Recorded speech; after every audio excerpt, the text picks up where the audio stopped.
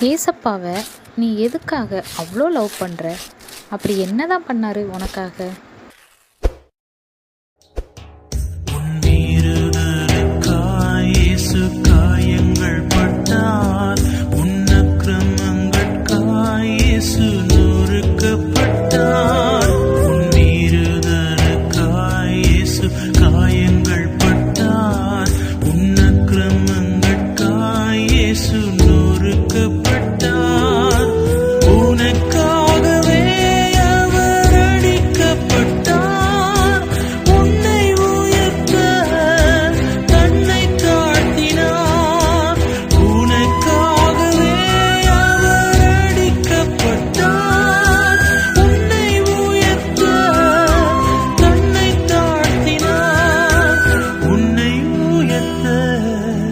தன்னை தாழ்த்தினார்.